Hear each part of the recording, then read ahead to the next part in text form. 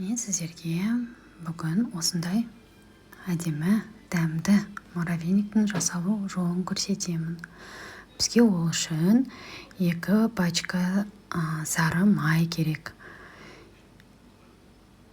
2 пачка сары майды үлкен ыдысқа салып аламыз. Одан кейін оның үстіне 600 грамм ұн саламыз. Негізі ұнды өздеріңіз көз мөлшерімен де салсаңыздар болады. Күнде, например, қамыр илеп жүрсіздер ғой үйде. Сол сияқты көз мөлшерімен кәдімгідей сары майдың үстіне салып, қолмен мыжып, жақсылап жұмыр тесто илейміз.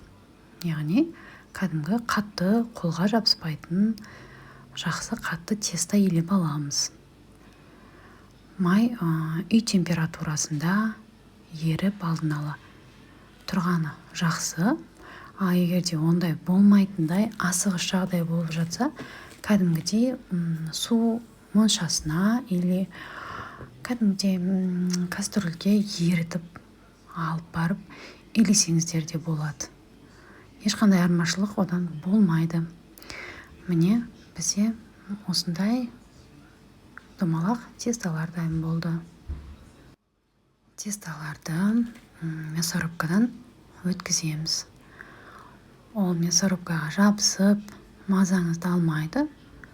Өте жұмсақ, жақсы өтетін болады. Мясорубканың пышағын алып тастай салуға болады.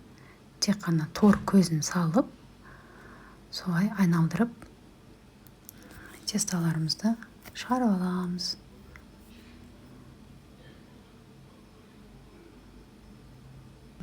Мен үшін осы муравейниктің жасалу жолы ұнайды.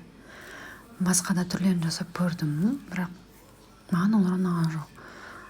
Өте жұмсақ, прям қалай айтса болады, жұмсақ емес, песочный болады. Күшті болып шығады өзі. Үлкен кісілерге де жақсы, балаларға да жақсы. Мен балаларым таңғы уақытта сабаққа баратын болғаннан кейін, кейде таңда шайға не берерін білмей қаласың. Сол уақытта осыны шаймен бере салғанға күшті нәрсе. Өзіне көп те продукт кетпейді. Май, сол сгущенкаңыздан басқа. Так что, қыздар, жасап көріңіздер ерінбей. Өте дәмді шығады.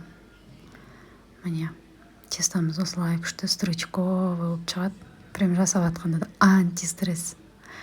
Міне осыны енді 200 градуста қызып тұрған пеште 20-30 минут пісіріп аламыз. Міне түрі осындай қызыл, күшті болып шығады. Суытамыз. Міндетті түрде қыздар жап-жақсы етіп суытып алыңыздар. Одан кейін міне қолмен осылай ұсақтап үгітіп аласыздар. Песочный тестосы. Өте күшті болып шығады.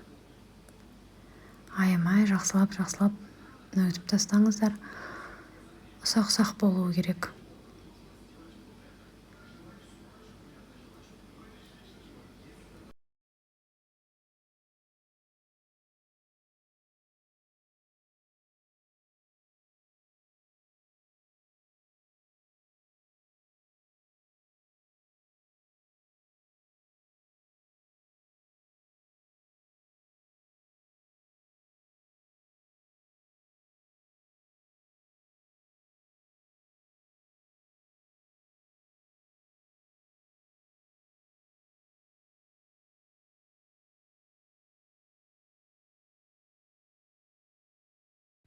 Міне, жақсылап осылай ұсақтап алғаннан кейін, енді кремін жасауға кірісеміз. Крем бізде классика. Сливочный, 1 пачка сливочное масло мен 1,5 банка сгущенка. Екеуін жақсылап араластырамыз.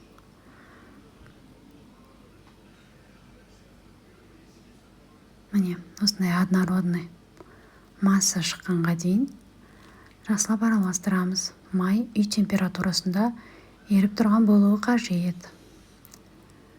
Одан кейін крем мен печеньяларды бірге қосамыз.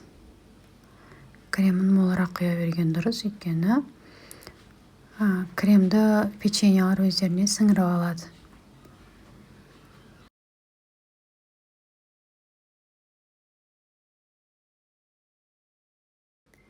Аямай қолымызбен мыжып араластырып, міне осындай масса аламыз.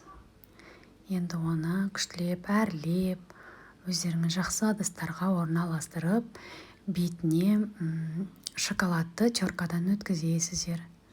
Міне осындай дәмді әрі оңай муравейник дайын. Ас болсын!